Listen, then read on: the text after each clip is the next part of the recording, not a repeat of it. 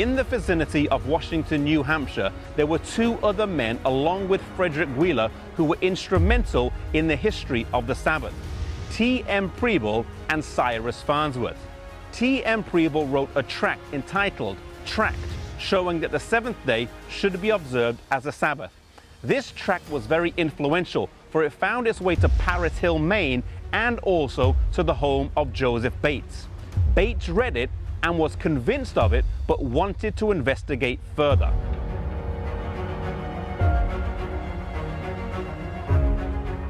Joseph Bates heard about a group of Sabbath keepers in Washington, New Hampshire, and before making any major changes, he decided to visit. He traveled by train and stagecoach to the town of Hillsborough, where Frederick Wheeler lived. Despite arriving at 10 p.m., he was invited in and said that he wanted to look at every argument in the Bible in favor of the Sabbath. That night, the two men studied together and talked until the morning. Joseph Bates took notes, and in the morning, they both knelt to pray and committed their lives to preaching on the Sabbath truth.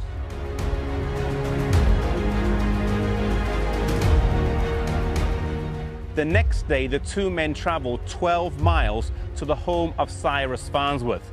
There, on a warm day, in the front garden under the maple trees, Frederick Wheeler and Cyrus Farnsworth continued Joseph Bates' crash course on the Sabbath. Along with T.M. Preble's tract on the Sabbath, Bates was now fully convinced. He bade his farewells and started his 3-day journey home with a lot to think about.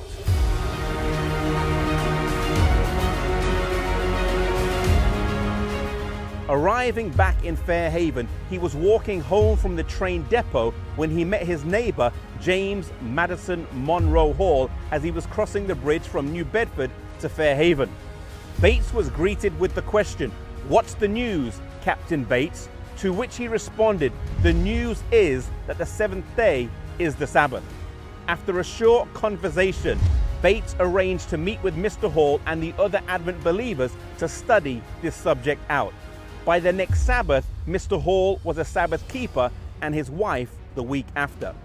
Bates would be instrumental in the adoption of the Sabbath by the disappointed Adventists. He had a special burden to teach on this subject, and the tracts he wrote would be instrumental in convincing many people, in particular James and Ellen White.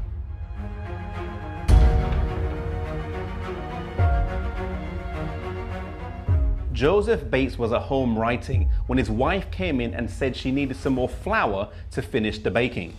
He went down to the shop and used all the last money that he had to buy 4 pounds of flour.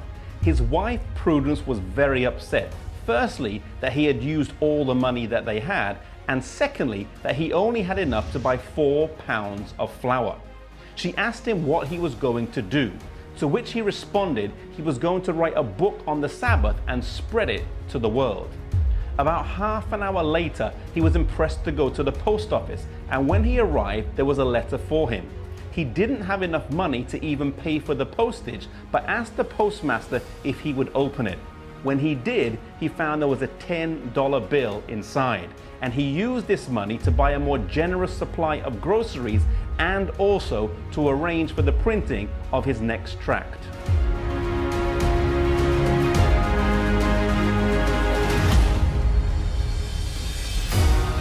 Within a few years, this truth on the Sabbath would grow remarkably. In 1848, there were 6 major conferences on the Sabbath, with Bates presenting at most of them.